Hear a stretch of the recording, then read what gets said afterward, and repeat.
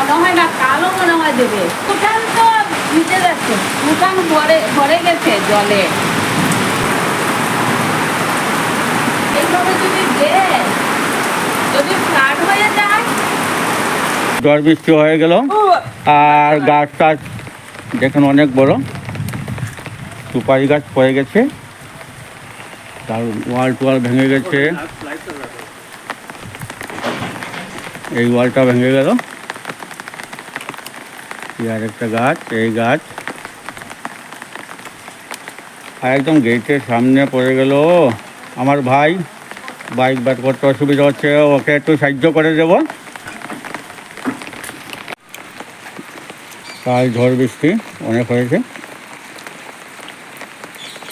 তাই সুপারি গাছ টাছ ভেঙে পড়ে গেছে এই ওয়ালে।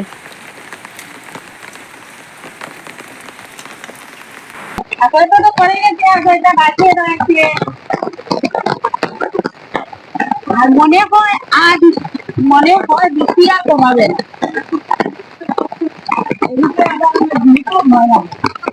আমগুলো ফেটে গেছে, আমগুলো একবারে ফেটে গেছে, তুফান অনেক দিয়েছিল তো, আর ফেটে গেছে আমগুলো। এই যে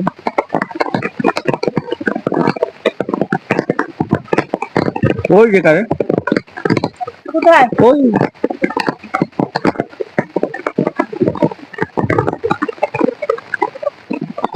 তারপরে একটা পড়ে গেছে। ওই একটা হুম কি সুন্দর আম, গাছে আছে নাকি? কয়েকটা আছে মনে হয়। এগুলো যদি না করে, আর এখন তো আম পাকার সময় হয়ে গেছে, আম তো পেকেই যাবে, কিন্তু আমগুলো দেখতে অনেক ভালো লাগছে দেখতে। মা, কয়েকটা আম পড়ে গেছে। বড় বড় আমগুলো পড়ে গেল। কত বড় আম! তাও তো অনেক তুফান দিয়েছে, অনেক গাছপালাও আর পড়ে এই আম দিয়ে আচার বানাবো, এই আম দিয়ে, গাছের আম দিয়ে। এই আমগুলো দেখতে অনেক সুন্দর লাগছে, অনেক ভালো লাগছে দেখতে। আর গন্ধটা, আহ কি সুন্দর! বড়া ধরবে না মা? না, বড়া ধরে না। আচ্ছা মা, এই আম তো কেটে রোদ্রে দিতে হয়, হ্যাঁ, আজ তো মনে হয় না রোদ্রা দেবে। যখন রোদ্র দেবে তখন আমগুলো কাটবে। আমি এগুলো নিয়ে এদিকে সব কিছু রয়েছে, আমি সব বিছনা সব কাজ কাম করব।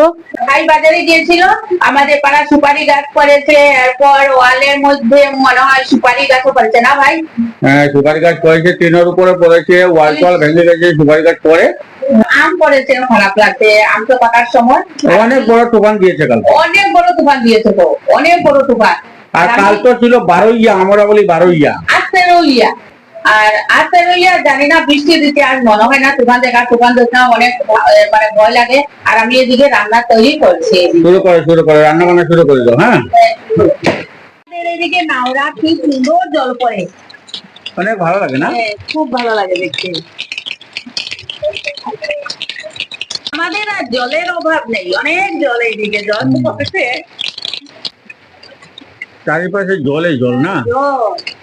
আর ওই হলো আমাদের মন্দির। আমাদের ঘর থেকে সামনেই তো মন্দির। হ্যাঁ, মন্দির দেখা যাচ্ছে না। হ্যাঁ আর তুই রান্না করবি না এখন? হ্যাঁ, রান্না করবো তো, এখন আমি রান্না তৈরি করছি। আচ্ছা, ঠিক আছে।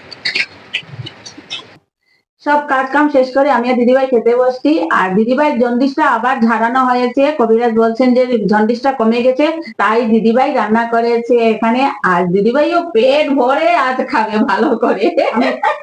এতদিনে মানে আমার ভালো লাগছে যে আজকে তরকারি খেতে পারবো। আর তাই এখানে সয়াবিন, আলু, পেঁয়াজ সবকিছু বেশি করে তেলে তেল দিয়ে দিদিভাই রান্না করেছে, ডাল রান্না করেছে, বড়া রান্না করেছে, পাপড় রান্না করেছে। আমারও ভালো লাগছে, আর খুব খাবো। আর পাপড় রান্না করিনি, পাপড় ভেজেছি, বড়া বানিয়েছি, ডাল তরকারি করেছি, আর আলু সোয়াবিন একদম পেঁয়াজ রসুন আদা সবকিছু দিয়ে মাংসের মতো বানিয়েছি, একে জমিয়ে খাবো। আর কাঁচা মরিচ তো আছেই। এতদিনে বুঝতে পারছেন তো? আর দিদিভাই পেট ভরে খাবে, খা, সব কিছু খা। খাবো খাবো। ডালটা অনেক ভালো লাগবে।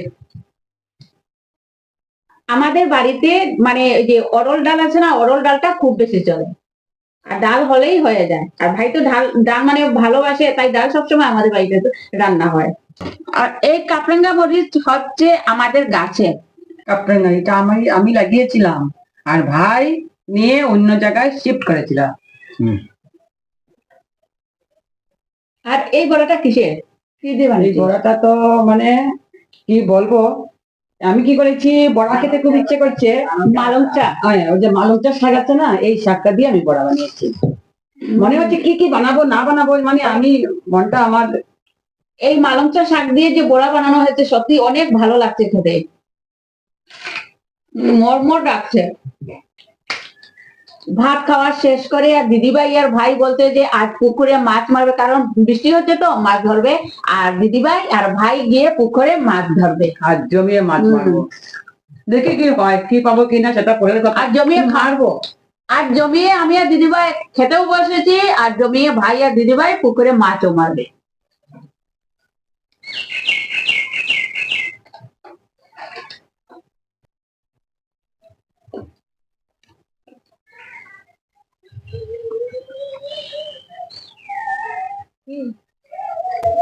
পুকুর ভরা, ধরবে না।